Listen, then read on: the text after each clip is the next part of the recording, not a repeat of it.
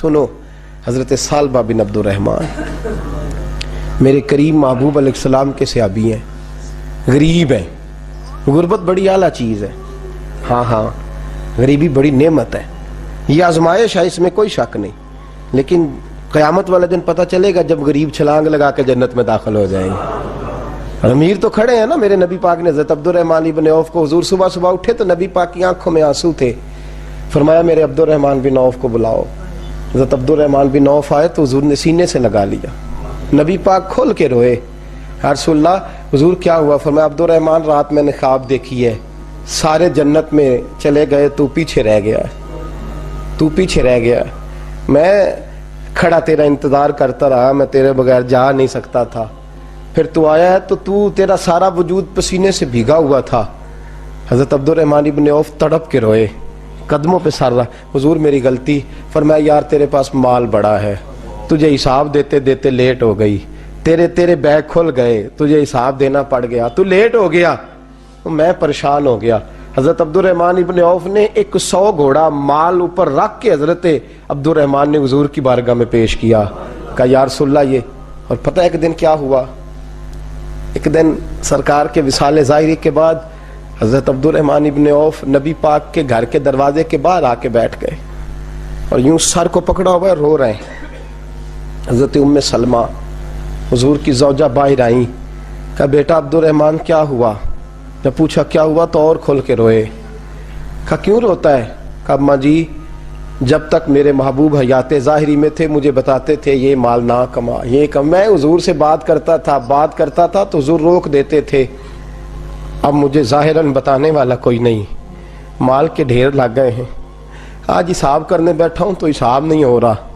سوچتا ہوں اگر میں پھنس گیا تو مجھے کون اس سے بچائے گا؟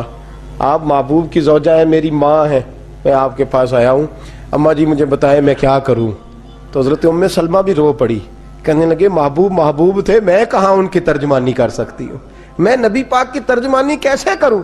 کہ اماں جی خدا واسطے مجھے کوئی حکم دے دیں، مجھے لگتا ہے عبد الرحمن برباد ہو جائے گا، ہلاک ہو جائے گا، خدا رہا مجھے کچھ بتا دیں، اتنا سارا مال ہے میں کہاں اس کا حساب دوں گا، مہربانی فرمائیں، یہ تجارتیں میرے گلے پڑ رہی ہیں.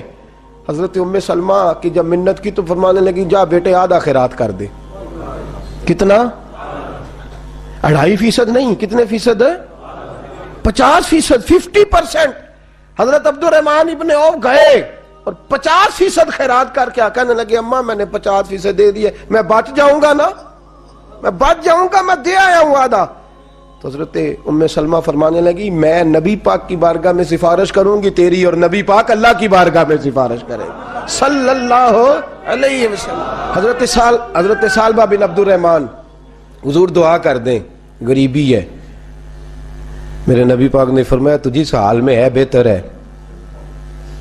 کرتے ہیں حضور نہیں دعا کر دیں. فرمایا تجھی اس حال میں ہے. تیسری دفعہ پھر آ گئے، حضور نے دعا کر دی. 4 بکریاں تھیں، چند مہینے گزرے، کچھ تجارت شروع کی، چھوٹے موٹا لین دین شروع کیا تو 40 ہو گئیں.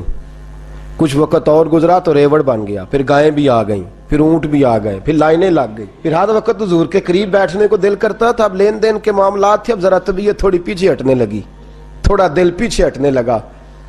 پہلے 5 نمازیں مسجد میں، پھر زور اثر کی چھٹی، میری طرف دیکھو اور دیکھو میں کیا عرض کر رہا ہوں.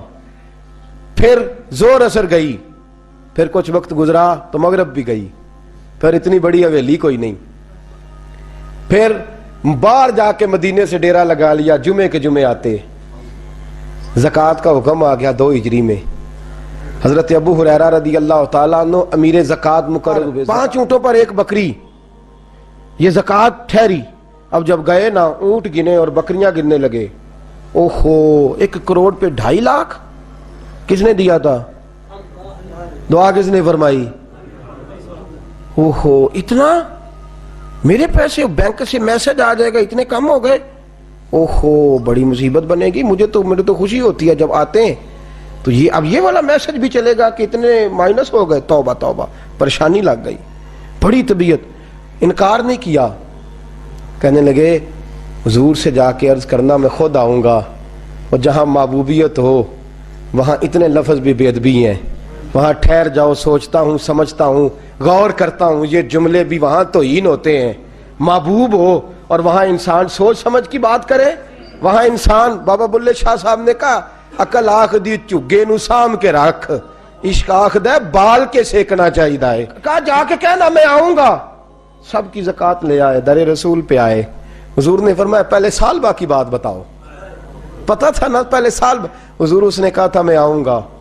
حضرت ابو ہریرہ کہتے ہیں نبی پاک نے ٹھنڈی آہ بھری، آہ ٹھنڈی، فرمایا ہلاک ہو گیا۔ اس کو کہا تھا نہ اس چکر میں پڑ، ہلاک ہو گیا، ہلاک۔ حضرت ابو ہریرہ فرماتے ہیں 2 باریک باریک آنسوؤں کے قطرے بھی میں نے محبوب کی آنکھوں میں دیکھے۔ اپنا ہے نا تو دکھ ہوا، یار میرا اپنا تھا، یہ ہلاک ہی ہو گیا ہے، کدھر چلا گیا ہے۔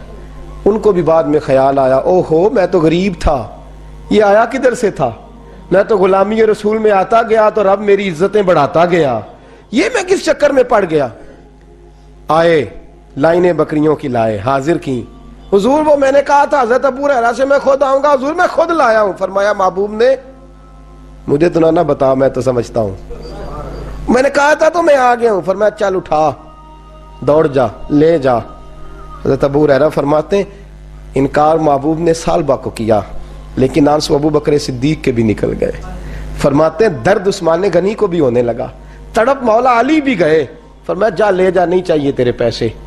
فرماتے ہیں سالبہ نے ہاتھ باندھے، کہا محبوبہ غلطی ہو گئی، حضور مجھے، فرمایا تجھے کہا نہ تیرے نہیں چاہیے، نکل جا۔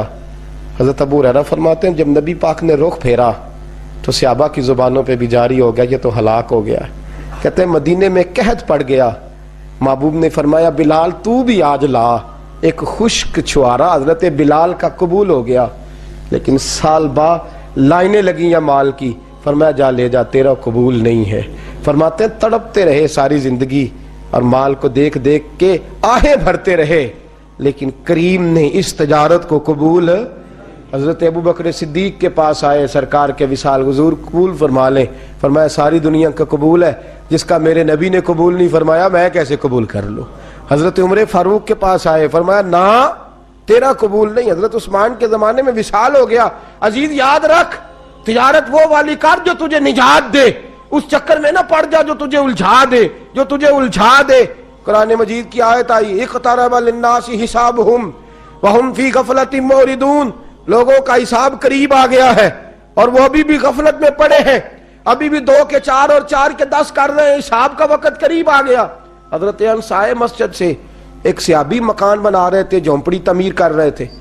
حضرت انس کو پریشان دیکھا تو کہنے لگے انس خیر تو ہے، کوئی نئی آیت تو نہیں آئی؟ تو جناب انس کہنے لگے آیت تو آ گئی ہے، رب نے کہہ دیا کہ حساب قریب آ گیا، تیاری کر لو۔ جھونپڑی بنا رہے ہیں، محل نہیں، جھونپڑی بنا رہے تھے، ابھی دیوار کچی مکمل نہیں ہوئی تھی، ہاتھ جھاڑ دیے صحابی نے۔ ادھر رخ پھیرا تو حضرت انس کہنے لگے کہاں جا رہے ہو؟ کہنے لگے بھئی میں حساب نہیں دے سکتا، میں مصطفیٰ کے پاس جا رہا ہوں، میں نے نہیں دیوار بنانی، بس بھئی میری اس دوڑ سے بس میں کوئی نہیں حساب دے سکتا، میں کمزور ہوں۔ میرے رسول کائنات صلی اللہ تعالی علیہ وسلم نے میرے دوستو تجارت کرو لیکن اس کو عبادت سمجھ کے کرو۔ اگر تمہیں چوک وہاں دکان پہ بیٹھے خدا بھول جاتا ہے اور سودا کرتے وقت رب رسول کی باتیں تمہیں بھول جاتی ہیں تو پھر تو تم وہاں تم موردون میں ہو، پھر تو تم غافل ہو۔ اور اگر وہاں بھی تمہیں رب یاد رہتا ہے، میرے رسول کریم صلی اللہ علیہ وسلم نے فرمایا بنی اسرائیل کا تاجر انتقال کر گیا، آج ہماری تجارتوں کا حال۔ مجھے بتائیں 1 کروڑ کی راس ہے ایک بندے کے پاس، کاروبار ہوتا ہے کہ اس سے کہ نہیں ہو سکتا؟ آپ سیانے تاجر ہے، میں تو نہیں، مجھے بتائیں کروڑ سے ہوتا ہے کہ نہیں؟ تو وہ جو 1 کروڑ اس نے لون لے لیا ہے اور بینک سے، وہ کس لیے لیا ہے بتائیں؟ کیا تماشا لگا ہوا ہے؟ کس چکر میں پڑے ہوئے ہیں؟ سود کا دھندا عروج پہ ہے، ناجائز مال عروج پہ ہے۔ ہم لوگوں نے ہر آدمی، میں بینک کے ساتھ کاروبار تروڑ مروڑ کے، جی میں وہ فتویٰ دیکھا تھا وہ چیز، بھائی وجہ اب 1 کروڑ روپے کا تیرے پاس راس تھی، تو اس سے کاروبار کر رہا تھا، مانا کیا تھا، ضرورت کیا تھی، حاجت کیا تھی، کون سی بھوک تھی جو تو نے رب رسول کی ریٹ کو ہی چیلنج کر دیا ہے؟ تو سود جیسی لعنت میں گرفتار ہو گیا۔ میرے نبی کریم صلی اللہ علیہ وسلم نے فرمایا 70 مرتبہ ماں سے زنا کرنے والا برا نہیں، اتنا برا نہیں جتنا 1 لقمہ سود کا لینے والا برا ہے۔ اتنا سخت حکم قرآن نے بیان، اور قرآن مجید نے کہا اگر سود نہیں چھوڑنا فَأْذَنُوا بِحَرْبٍ مِّنَ اللَّهِ وَرَسُولِهِ، تیاری کر لو، پھر اللہ بھی تم سے جنگ کرے گا، اس کا نبی بھی تم سے جنگ کرے گا، تگڑے ہو جاؤ، تیاری کر لو۔ اور یہاں سب کچھ چل رہا ہے، سب کچھ ہو رہا ہے، اس کے باوجود نماز بھی ہو رہی ہے، حج بھی ہو رہا ہے، سارے کام ہو رہے ہیں، 2 4 5 بھینسیں لا کے اور جناب وچھے لا کے قربانیاں بھی ہو رہی ہیں، سارے چکر ساتھ ساتھ چلائے ہوئے ہیں، 6 ماہ دارت۔ میرے رسول کریم صلی اللہ علیہ وسلم نے فرمایا لوگو یاد رکھو، تجارت وہ والی کرو جس میں اللہ تم سے راضی ہو جائے۔ مال کمانا برا نہیں، جائز پیسہ برا نہیں، جتنا مرضی چاہے کماؤ، لیکن تم تو اللہ کو بھول گئے ہو، تم نے تو حلال حرام کی تمیز ہی نہیں کی، تم نے تو راہ خدا میں خرچ کرنے کی باری آئی ہے تو بخل سے کام لیا ہے، کنجوسی سے کام لیا ہے، تم نے تو اس کو بڑا ہلکا جانا ہے، رب کو دینے کی باری آئی تو تم حساب کرنے لگ گئے۔ حضرت اسماء کہتی ہے میں نے چند دینار گن کے حضور کو دیے، یا رسول اللہ یہ قبول کر لے، 2 3 دفعہ گنے، حضور مسکرائے، فرمانے لگی اسماء اللہ کی راہ میں گن گن کے نہ دیا کر، ورنہ وہ بھی تجھے گن گن کے ہی دے گا۔ حضور کیا کروں؟ فرمایا اس کے رستے میں بے حساب دے، وہ بھی تجھے بے حساب ہی عطا فرمائے گا، تو گننے لگ گئی ہے اللہ کو دے۔ حضور نے فرمایا بنی اسرائیل کا تاجر تھا، قیامت کے دن اللہ نے اسے معاف کر دیا، جنت دے دی، اللہ معاف کر دے گا، تو تاجر کہے گا یا اللہ میں تو دنیا دار تھا، کس برکت سے معافی ہوئی؟ تو رب فرمائے گا تیری تجارت کی برکت سے۔ معافی کس وجہ سے مل گئی؟ نماز روزے حج کی بات نہیں فرمائی، فرمایا تیری یا اللہ وہ کون سی؟ فرمایا تو بتا، تو جب کہتا تھا وہ تیرا ملازم جاتا تھا لوگوں سے پیسے لینے وصولی کر دے تو ان سے کہتا تھا جس کے پاس ہوئے لے لینا، اور جو مجبور ہوا اسے ٹائم دے دینا، تو کیوں کہتا تھا؟ کہ یا اللہ اس لیے کہ تیرے بندے مجبور تھے۔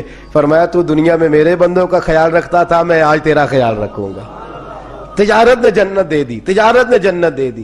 ہم آسانی نہیں کرتے، نرمی نہیں کرتے، بلکہ میں نے دیکھا ہے چودھری صاحب سوٹ لین گئے تھے، انہوں نے آندے نے آ جان کے پیسے تسی لے جاؤ، کاتوں آ جان گے، اگلا لے کے آیا نال کریڈٹ کارڈ جیب میں ہے، وہ چیک بک ہے اور کئی اس نے چیزیں رکھی ہوئی، انہوں نے تو لے جا۔ اور غریب عورت بیچاری، اس کی بچی کی شادی ہے، ماڑی ہے نا بی بی، وہ دکان پہ چڑھی اور اس نے کہا وہ والا سوٹ دے، تیرے والا نہیں، یہ اماں تیرے خدا سے ڈر، اللہ سے ڈر، تو کپڑوں میں بندوں کو تولتا ہے، تو جیبوں میں لوگوں کو تولتا ہے، تو لوگوں کو وزن کرتا ہے ان کا، اماں تیرے والا نہیں، تو کو چھوٹی گل کر، ڈر اللہ سے، تو لوگوں کا وزن بنائے گا، وزن بنانے والا میرا رب ہے، طاقت دینے والا میرا۔ ہم نے مالک دکان کے کرایہ دار ہوتے دیکھے ہیں، اور ہم نے بڑے بڑے تاجر یہاں تجارت کرتے تھے ان دکانوں پہ ملازمت کرتے دیکھے ہیں، بے پرواہی ویک سجن دی جتھے کسے دی پیش نہ جاوے، انہیں تاجاں والے در در رولے، منگتے تخت بٹھاوے۔ اپنی زندگی میں تجارت کر اس رنگ کی کہ تجارت تجھے جنت کے اندر داخل کر دے۔ یہ چند آداب تجارت ہے۔ آئندہ جمعہ میں بیان کروں گا کہ والدین انتقال کر جائیں تو کون کون سے حقوق اولاد کی ذمہ داری ہوتے ہیں، وہ کچھ حقوق میرے اعلیٰ حضرت نے بیان فرمایا۔ میری خواہش ہے کہ آپ سارے جلدی آ جائیں، اور بالخصوص جن کے والدین ظاہری طور پہ اس دنیا سے چلے گئے وہ ذرا زیادہ ہی جلدی آ جائیں۔ کچھ چیزیں ہیں جو ہمیں سیکھ لینی چاہیے، اور وہ ہمیں شروع کر دینی چاہیے جو ہمارے لیے نفع کا باعث ہوں۔ ہمیشہ مدحت خیر الانام میں گزرے، دعا ہے یہ عمر درود و سلام میں گزرے۔ آخر دعوانا